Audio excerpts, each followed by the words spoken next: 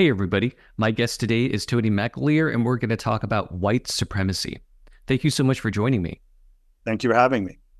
I'm really interested in getting your thoughts on this issue because I think it's really interesting and important. But first, why don't you explain how you got into that movement, like why you became a white supremacist? I mean, that's it's quite a long journey, so much so that I wrote a book about that, The Cure for Hate. But I think I want to clear up one of the greatest misconceptions about how people get involved in the world of white supremacy is that it's about the ideology. And what research has shown and what um, my experience with others has gleaned is it's about uh, things, psychological needs much deeper than that, and often that are born out of uh, trauma and such. I believe that the level to which we dehumanize other people is a mere reflection of our own internal disconnection and dehumanization, um, and that we learn to dislike ourselves. And another word for that is toxic shame. We learn to loathe ourselves, and from that place of self-loathing, we project it onto others. And people get drawn to this ideology from these vulnerabilities that happen because it makes them feel better about themselves. One story that I learned from Life After Hate, which is an organization I co-founded in 2010, which helps people leave hate groups behind. Got a letter from a mother in 2018, and she said, my son, I'm really worried about him. He's 18. He's spending 5 or 6 hours a night online, and he's found this community of white nationalists, or should I say, these white nationalists that found him.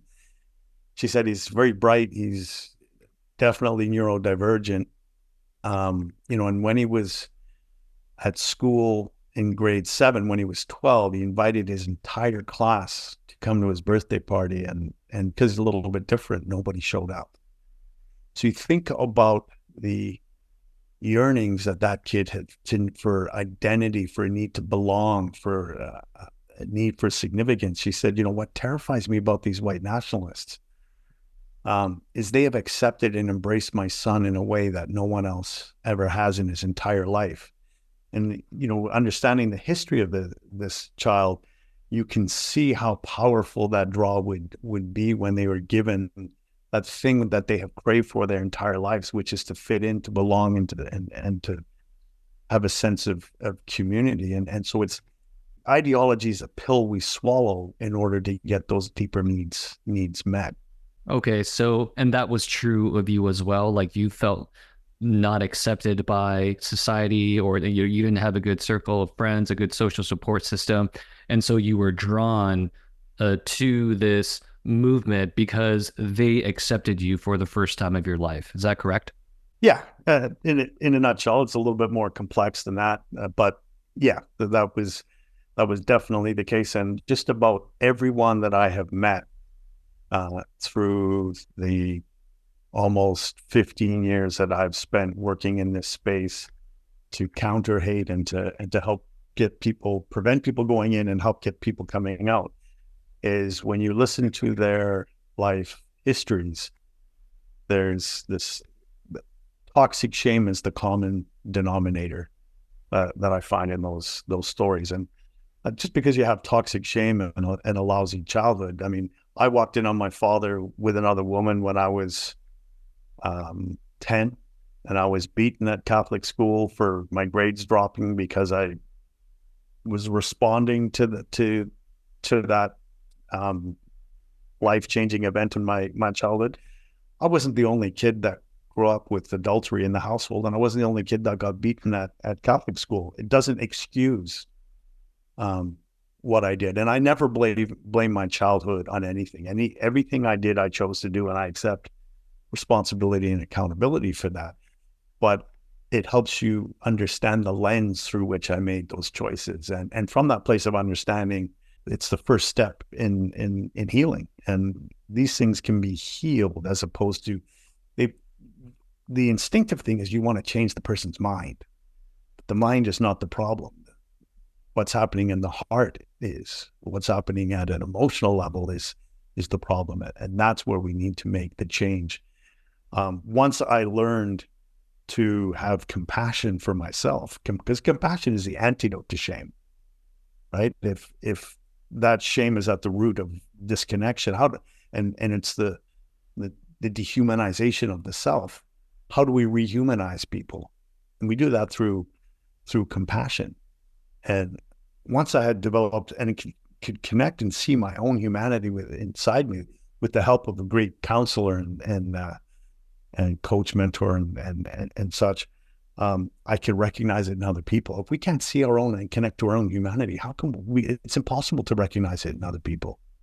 And so I had to cultivate this self-compassion, which led me to recognize the humanity in others, which further allowed me to see the humanity in myself, and this sort of positive spiral of rehumanization happened, which was the exact opposite of the negative spiral of dehumanization that took me to the very depths of the white supremacist movement. Oh, thank you for that. So this concept of toxic shame, where do you think that came from? Well, it comes from the idea, like the label toxic shame. Or it's just like, why did you feel toxic shame? Is it because you felt that you were unlovable because people didn't accept you and love you? Or like, I'm just trying to better understand the psychology. Exactly, well, what it is. When I had a father who was a workaholic, he was a psychiatrist and worked 80 hours a week, and I never saw him, and I couldn't get the time and attention I needed and craved as a young child. And these father figures in the movement were very good at delivering it. I got attention when I felt invisible. I got acceptance when I felt unlovable. And those holes in my psyche were filled, or I perceived they were being filled, because it's an illusion. It doesn't fill them at all, from this community of white supremacists that I became involved with. And so, just to explain what toxic shame is, through our experiences of childhood, we take on the false belief, toxic shame, healthy shame. The difference between healthy shame and guilt and toxic shame is, healthy shame is I did bad, I did wrong. Toxic shame is I am bad, I am wrong. And it's from that false sense of self, that lie we believe about ourselves, that we're not good enough, we're not smart enough, we're not pretty enough, we're unlovable, we're weak, we're powerless. And we go out into the world, and as human beings, and it's part of the human condition. I think we all have it to some extent. And we go out into the world and we spend an inordinate amount of time trying to either do one of two things. One is to convince the world that that it's not true. So one way to convince the world that I can get rid of my feeling of less than is to go and adopt an ideology that tells me I'm greater than. Another way toxic shame is expressed is perfectionists. People become perfectionists in order to hide from the world. They project this perfectionism to hide the deeply flawed self that they believe about themselves. Or someone who overachieves becomes a super person in order to hide the fact that they feel less than. The other thing we do is toxic shame is the dirty secret we hide from ourselves. And it's at the root of addiction, substance abuse, cutting. If we look at our transmitting toxic shame into the world and are hiding it from ourselves, when we internalize it, the ultimate internalized toxic shame response is suicide. When we externalize it, the ultimate toxic shame response is murder. And those are the sort of two opposite poles. The same reason someone goes and joins a gang, it's no different. It's driven by toxic shame. When we're verbally abusive, violent, aggressive, those are all, projecting onto the world where we're stronger than them because we're a frightened little boy inside.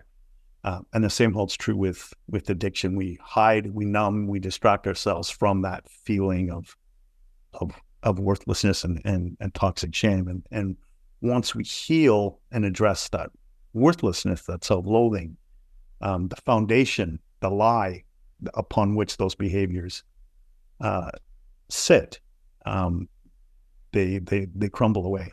The expressions of it crumble away. There were a lot of insights there. Thank you for that answer. So you said that these people in the white supremacist movement, they were good at giving you the impression that they were accepting and they cared about you. Am I correct in interpreting that they actually did not really care about you? From a recruiter's point of view, you kind of want to get people in the door, and I don't know, because I was a recruiter. There's a lot of sociopathy. And if you'd have met me back at the time that I was heavily involved, I would have presented to you as a sociopath. Um, there were some actual real friendships I had in there, but it's a mirage. They're not healthy relationships. There's so much narcissism and ego in that space that you get the illusion of power, you get the illusion of camaraderie, you get but it's not real. It's all a massage. But at the moment and at the beginning, it seems like this. Wow, I feel whole. I feel like my needs are these deep psychological needs I have are being met. But it doesn't last forever. It doesn't last that long. These movements tend to, with the exception of certain leadership types, like your David Dukes or someone like that, who learn to feed off of this whole movement psychically. It just churns through people. It has an incredible amount of churn. Okay. Sucks people in, uses them, and spits people out. Hmm. Interesting. So one thing that I've always wanted to understand about white supremacists Uh-huh. is their hatred of Jews. Where does that come from? I say that it's interesting. When it comes to anti-Semitism and the hatred of Jews, um, there's a binary to it, that they're either described as vermin, cockroaches. They're described as in a very dehumanizing way. At the same time, they control the universe, they control the economy and the global affairs. Like there's sort of two ideas of what a Jewish person is put forward that are in a complete opposition and contradiction to each other, which is fascinating. Often it's jealousy, right? I mean,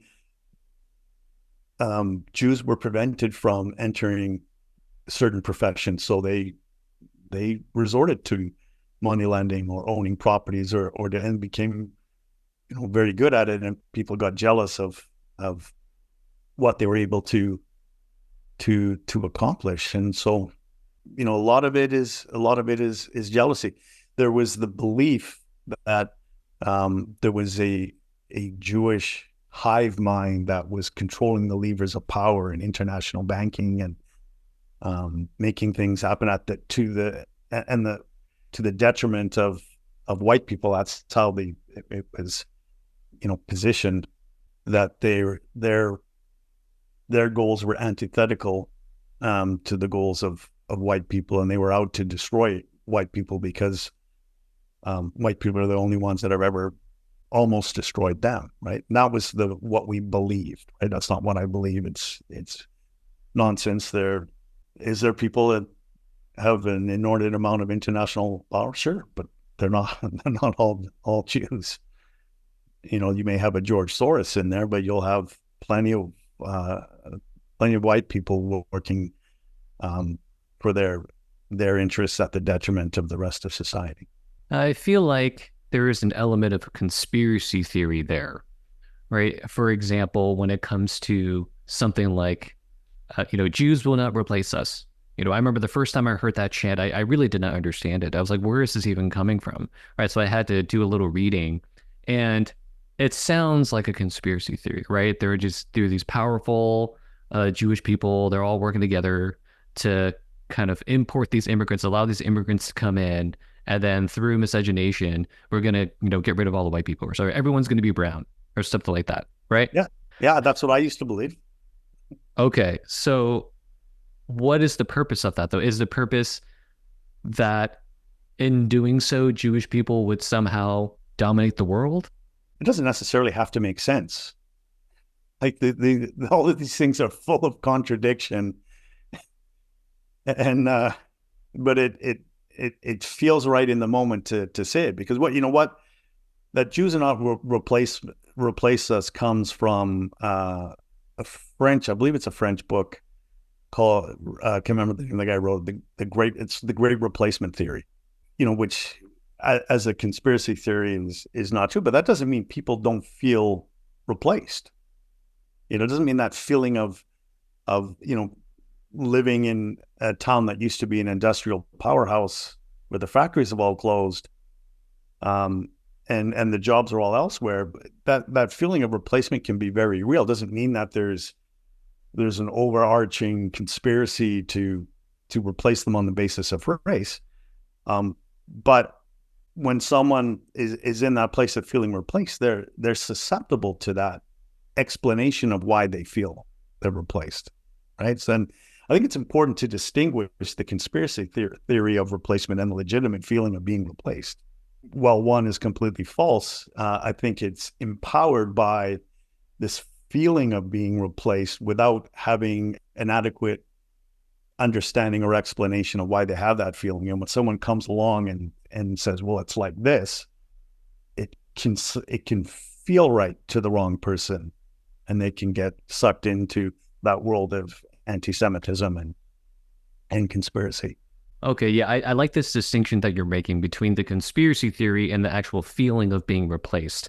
And I can imagine that, when more and more immigrants come to the United States, perhaps some white people feel like that they're being replaced because, more of their neighbors are going to be non-white, more of the businesses are going to be owned by non-white people. And so in a sense, there is a fear of what that white people are going to become a minority.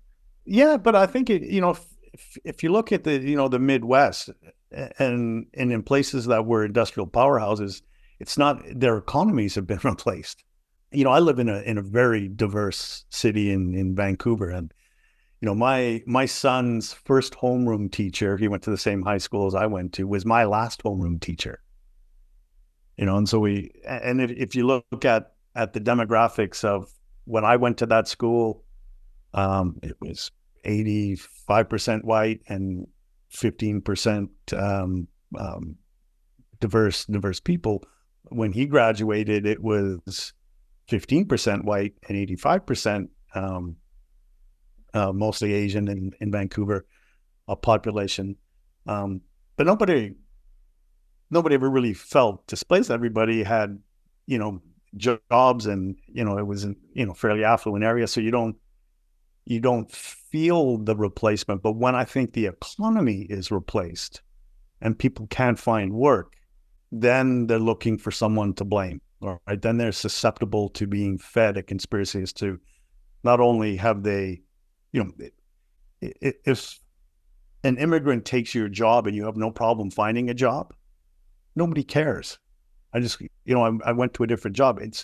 It's in the not being able to find work afterwards that the grievance really, really happens, right? And it's when I think people's economies are replaced, that leaves them susceptible to buying into these conspiracy theories, which are false. Okay, yeah, that makes sense. So then you would imagine that something like white supremacy would be more appealing towards people who are competing against these immigrants for the same type of jobs, right? And let's say the immigrant comes in and is willing to work for less, then, and just in terms of wages, the immigrant is gonna win. And then so that person who was competing against that immigrant for that job is now out of the job, and it has a hard time finding a similar job because other immigrants are willing to do that type of job as well for a lower wage. Right. Right. And so they look for someone to blame. And the bottom line is they don't want to do that probably work that nobody really, that immigrants don't like doing, but will do, um, in order to create that opportunity for themselves and participate in the economy. They're willing to do things that, for lack of a better term, the incumbent isn't. Because they've become entitled to the way things were. I mean, nobody likes change at the best of times, and so that's where that, I think, comes from. But there's also whole industries that have, the offshoring of manufactured jobs, that used to be the lifeblood of our industrial economy as we move to the service and information based economy. I think it was Obama said, Lord Biden said, learn to code. Well, that's not a practical solution for someone to go from working in a factory and at the age of 45 learn to code and find that it doesn't work like that. But we do need to adjust in this changing economy, without blaming people that are taking jobs we don't want to do, because they're not really taking jobs we don't want to do. We don't want to do them. Yeah. So I think this ties directly into this concept of white nationalism. And I'm curious to get your perspective on this. Are white supremacists and white nationalists the same group, or are they two different groups that just mainly overlap? I'd say they're slightly different. For example, apartheid in South Africa would be an example of white supremacy, right? Whereas opposed to, and it's really hard to distinguish the difference, but one is where the systems and laws are really, Germany would be an example. America under slavery would be an example where there's a domination or ruling over inferior races than as you see them. And the other example would be, nationalism, but along the lines of race, where your laws are meant to support and promote the interests of that race, that of the white race, over all others. They're both way out there, but I'd say white supremacy has a more dominating edge to it, if that makes any sense. Okay. So do you think that white supremacists are also white nationalists? I'd say all white supremacists are white nationalists, and most white nationalists are white supremacists. Okay. Yeah. And then that seems to make sense, right? So, There's so much overlap that there really isn't a whole lick of difference between them. But on that sort of semantic argument, that would be the slight difference between them, but there's not a whole lot of daylight between them. yeah. Yeah. Okay. Because the way that I understood white nationalists is that they, want this particular country to be white. And they don't like the idea of people, who look different coming in. And I feel like that directly ties into this concept of we don't want these immigrants taking our jobs, right? Yep. It's like America or Canada, whatever it is for white people. These jobs should be reserved for white people. And so we want to keep the country white. Yeah, it would be like America first, but remove the American, put white. So what's the connection between the white supremacist movement that I guess you were involved with, and these white nationalists and like neo Nazis and like the KKK, right? Like in my mind, they all kind of overlap, but perhaps that there are differences and disagreements between them. Yeah, so I would say look at, religion would be a good example. Look at it. Let's say Christianity, for example. There's many different denominations of Christianity. There's many different. There's hardcore fundamentalists. There's United Church, Unitarian. There's a vast array of different flavors of Christianity that are out there, and neo-Nazis want to restore or bring back National Socialism as a form of government. The KKK obviously wants to bring back the racial laws that used to exist before. They're different contexts, but they're basically of the same sort of ideal. They're Um, I've been to many uh, like uh, rallies and events at Aryan nations where neo Nazis and KKK were standing side by side. And they're different philosophies. There's in the white supremacy movement, there's sort of right wing white supremacists, but there's also left wing white supremacists that are more socialist and government intervention. National socialism, you can look at as it's not the less government of the right wing. It's actually more government. So there's some that are socialists, but racial socialists. So that there's a wide variety of economic perspectives, and not everybody likes each other. It's not this one sort of amorphous one solitary block of people that all think exactly the same. Just like the Hispanic community is not just one. It's a very diverse community with diverse opinions on how everything should be run, and it's the same with any identity sort of based group. They're not monoliths, right? They're very diverse group with very often competing or contradictory interests depending on the individuals involved. Yeah, that makes sense. And this was directly related to my next question, which is, are white supremacists politically conservative? So you were saying just now that, well, their ideology may differ on certain issues like economics and, how big the government should be. But would you say, like, just in general, that they tend to be on the conservative side? Some, right?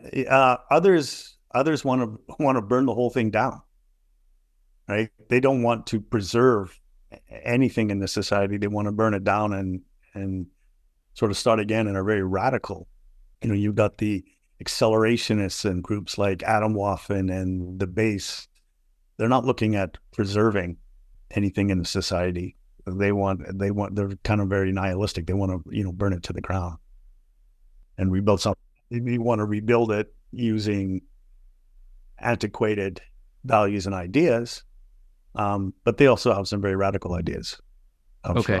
Yeah. So what about like on social issues? So for instance, are they, against gay marriage, right? Are they in favor of the traditional definition of marriage? Do they believe that, women should stay at home, stuff like that? There's some groups that are very much have that old man woman sort of only model. But you remember there was lots of gay people in the German Nazi Party under Hitler. With some senior figures were openly gay. In the Ernst Röhm, who headed up the stormtroopers, the SA, for example. So, but generally speaking, something like the Ku Klux Klan would be a traditional model of family and marriage and the roles therein. But it's not always the case. Okay. So do you still have kind of like a finger on the pulse of these white supremacist movements in Canada or in America? Um, I, I I don't track them as much as other people do. There's people, but I do look at their work and get an idea of what's going on. Do you get the sense that they're growing? I think populism is growing, and as a byproduct of populism growing, these groups have the opportunity to grow. So if you look at what's happening, for example, the recent elections in Germany with the AfD and or Le Pen in France, and in the politics here, there's a continuum of where, if you look at the Edgerton window, there's a continuum where people are, and it is shifting, right? And so if you shift the middle over a couple of degrees, you actually change where the outer edge of extremism is, and make it larger or smaller depending on that. So I would say yes, it's growing. As populism, people are looking for alternative ideas because they have lost faith in the traditional parties and and and institutions. And I will say populism is like the check engine light coming on in your car, right? It's letting you know something is systemically wrong. There's, and you can, and politicians often do ignore it. But you do so at your peril. Eventually, you will sort of get an engine breakdown. And I think it's important to know that while populism almost never has the right solution, it often asks the right question, and we should pay attention when populism is rising. It's telling us there's a disconnect between people and government and political parties that is happening. And you go, well, how do we mend that connection and restore faith in institutions, or are we going to suppress and try and crush the sort of the dissent? And I think that just makes it worse. I kind of want to go back to this concept of toxic shame. One of the things that I noticed about white supremacists is that many of them, at least this is the sense that I got, wanted to know what type of European that they were. And so they would get maybe like DNA tests or ancestry tests. And it seemed like that the motivation behind that was that somehow that they could almost take credit for the achievement of those type of white people in the past, right? So let's say you take a DNA test and you find out that you're German, right? And then it's all of a sudden you share the same ethnicity as Bach and Beethoven, right? And that somehow makes you more awesome. Like, did you get a sense of that? Definitely. And so you think of, most of the people that I spent time with in that movement were not successful people, myself included. Right. So if you don't have anything of great merit or success to be proud of yourself, the next best thing is to adopt the success of your ancestors. Right. And it's not like, look what we created. Well, you didn't you didn't create any of that. In fact, if anything, you detracted from it. And well, so we're back to the contradictions and not making sense. That's rife in this movement, but it's a way to compensate from that feeling of worthlessness, is to attach yourself to something that has perceived worth and aggrandize it. The more you aggrandize it, the more you aggrandize yourself in the process. So that I'm glad you asked that question, because I've never thought of it specifically in that way before, with that viewpoint of history and their ancestry. Yeah, and I feel like this ties into negatively judging non-white people, right? It's again, I really like this concept of toxic shame that you brought up, because I feel like it makes sense of the different aspects of white supremacy that I've noticed. So, saying that, oh, these non-white people, they have low IQ, right? And so they're inferior, right? And by doing so, that lifts you up, right? Like, because your race doesn't say anything about you as an individual, right? It doesn't mean that like you as an individual have a high IQ, right? You could actually have a very low IQ, but for some reason, it's almost like there's safety in the collective, right? Because the average, you'll say, oh, the average, white person's IQ is going to be higher than these non-white people's IQs, and so I'm in that group, and therefore I'm superior. Absolutely. I feel like anybody who's put in at least a little bit of thought into this notion of intelligence must admit that there's going to be a spectrum, right? And that, some people are going to be whatever lower on IQ, some people are going to have higher IQ in every single race, right? And that there's going to be a lot of overlap. Yep. Okay. So let's just keep it simple, just like white and black. Okay. So they must acknowledge that there are some black people with higher IQ than that they have, right? Absolutely. But if we bring it back to the averages. Yeah. So okay. So this is what I'm trying to understand, right? So if you absolutely genius people of all ethnicities, and as human beings, we have such a wide variety of, and not just IQ. I mean, there's different types of intelligence, emotional IQ, and all these different things. But they're very simplistic and deceptive way of looking at things, which makes you feel better about yourself, when deep down inside, at the core of your subconscious, you don't. Yes. Yes, no, I hear what you're saying. It seems like that type of person with those type of issues would be unwilling to, they'd be unwilling to admit that, this other particular non-white person is somehow superior to them because that particular non-white person has a higher IQ than they do. It's the ultimate form of self-delusion. Is the solution to this problem, right? And you've put in a lot of thought and effort into this.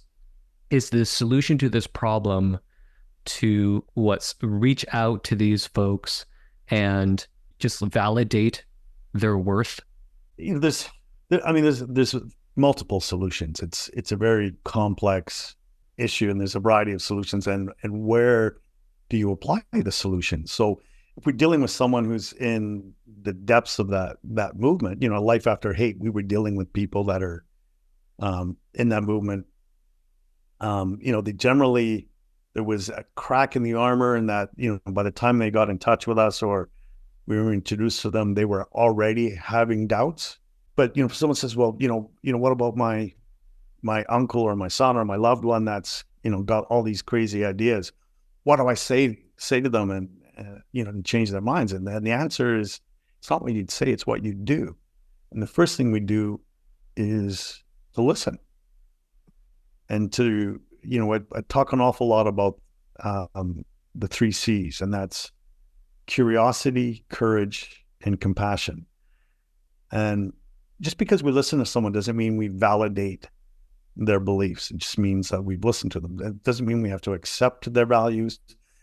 And we certainly have to hold our own values in the face of that. But to be curious as to, where that comes from, why do they believe that? And if we go beyond and not get caught up in challenging the beliefs. Because what the thing about the ego is, it doesn't like to be wrong. And for me, it wasn't just what I believed; it was my whole identity. It was who I was. It was what I read, what I watched, the music I listened to, the friends I had, the clothes I wore, books I read, the videos I watched. It was my whole identity. And trying to get someone to change their mind is one thing. Trying to get someone to change their identity is a whole different thing. Trying to get someone to admit that the ideas in their head are wrong is hard enough. But trying to get someone to admit who they are is wrong is next to impossible. So we have to drop it down out of the head, out of ego, and go in through the heart. And the ego has no defense against the heart. It can't deal with it. So we go in and try and connect with the person. And most of the time, most people, particularly in this space, haven't been given. They've never been allowed to express themselves and be vulnerable without judgment. And it's not to say that we don't judge the ideas. They're awful. We judge the ideas.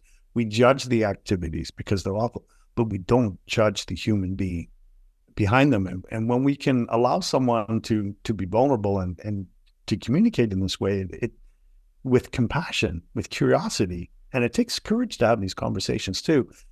Brene Brown has written some amazing stuff about the power of vulnerability and providing that safe space of non-judgment and allowing people to be vulnerable.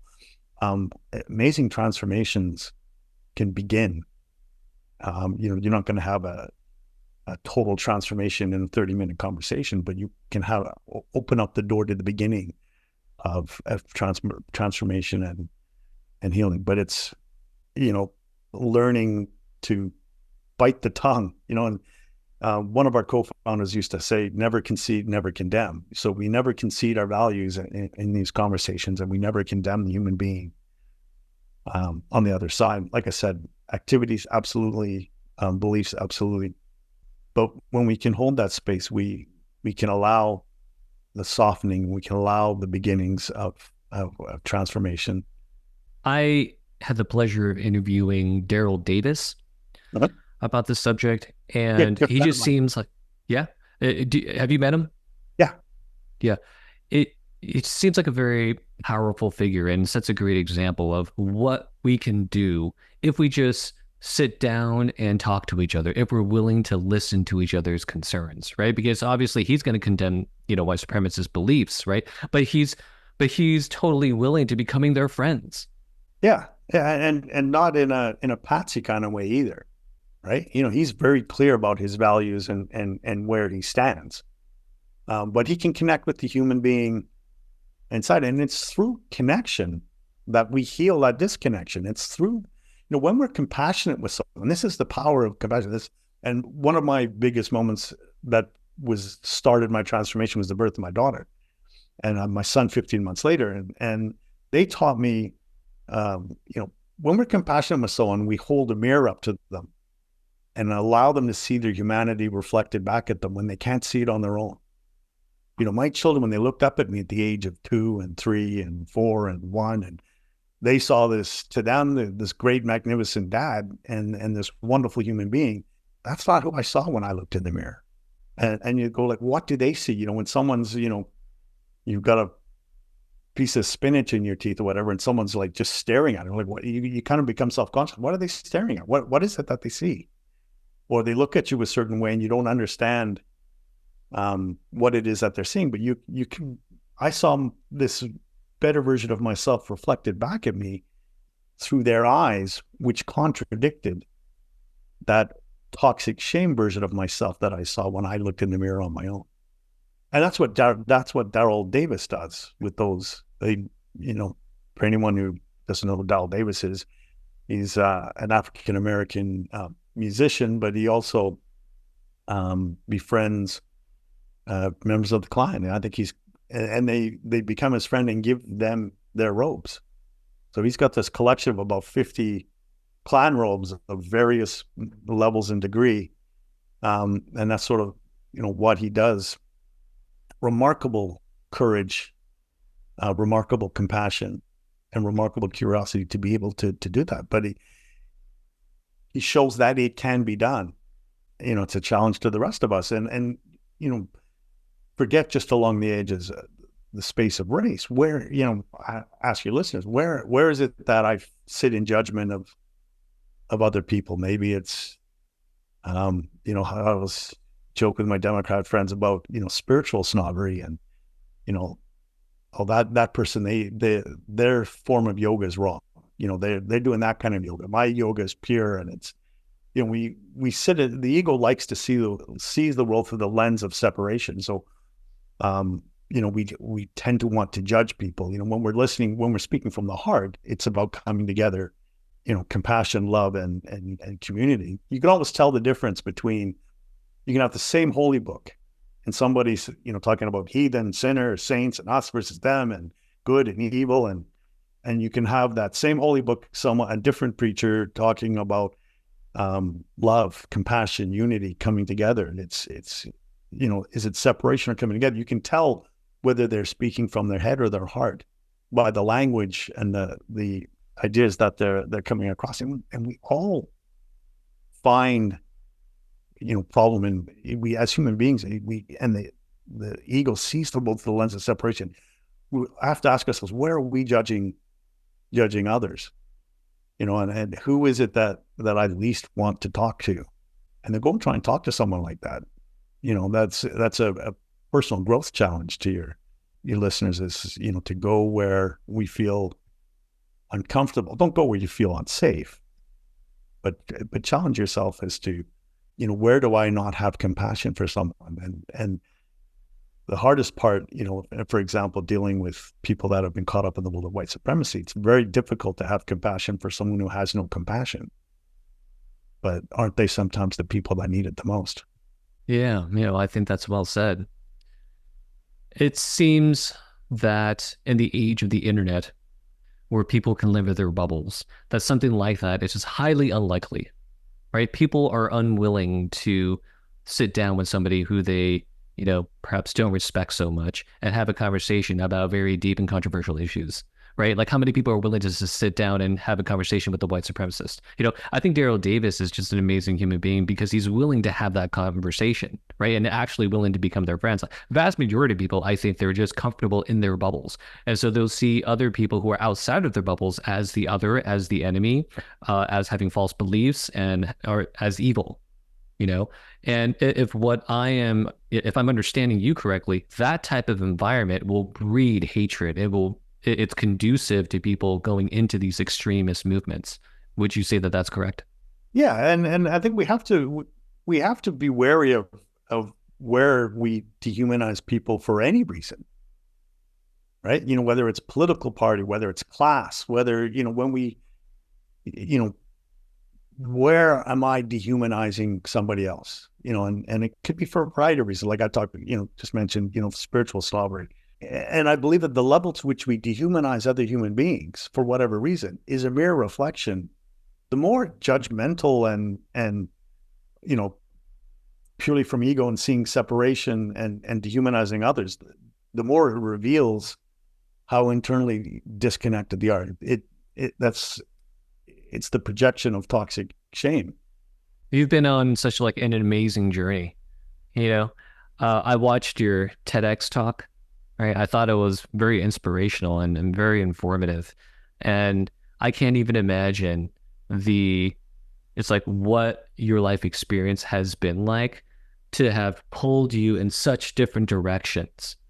You know, was there any that I think in that talk you mentioned some conversation I think you had with a therapist or something who was Jewish, right? And that person showed you humanity or something. Was that like a very defining moment for you? That kind of was that the straw that broke the camel's back? I think there was a couple points. The birth of my daughter and my son um, opened the door to change, and that. But the beginning of the deep healing journey that I went on started when and I'm in my first therapy session, and I'm telling them why I'm angry at my mom and angry at my dad, and questioning, do I tell them about the rest? Do I tell them about, and this is a person who I knew and was considered a friend. I'd done a lot of his workshops. And I thought, do I tell them the rest about being, because I hid from my past when I left the white supremacist movement in 98. And so almost nobody knew about it, and those that didn't weren't my friends anyways. Right. Like, and I remember in that moment, you go, look, man, it's okay. Just let it out. And I decided just in a moment of vulnerability, I told him I'd been a skinhead, Nazi, and did this and that. And the more I told him, the more he smiles. And again, kind of annoyed. Here I am in my first counseling session, and the guy's laughing at me. Like, what's so funny? And he leans in with a big Cheshire cat grin and goes, I'm Jewish, right? I'm just like, of course. The irony of that. God does have a sense of humor. And here's a man who loved me, wanted to help heal me and to see the best for me and my young family. And there I was sitting there as a person who once called for the elimination of him and his people. And he looked at me and said, that's what you did. That's not who you are. I see you. I see little Tony. And if he could learn to love me, then certainly I could learn to love myself. And I did a journey of about 1,000 hours of one-on-one and group counseling with him and with others to heal that toxic shame and to accept myself. And as I did that, I automatically began to see and accept people that were different from me. As I removed that self-loathing and that sense of self-dehumanization, it removed the dehumanization that I had placed on other people. Yeah, that's an amazing story. Amazing story. And it's so powerful. So I want to respect your time. So I think it's a good place to wrap things up. I want to thank you again for being here. It's been a fascinating conversation. And I really enjoyed this. You've asked some very, very good questions, and we had a great conversation, and I'd love to do it again sometime. Thanks for tuning in to The Ethical Frontier. If you want to support my work, you can do so at patreon.com/ChenPhilosophy.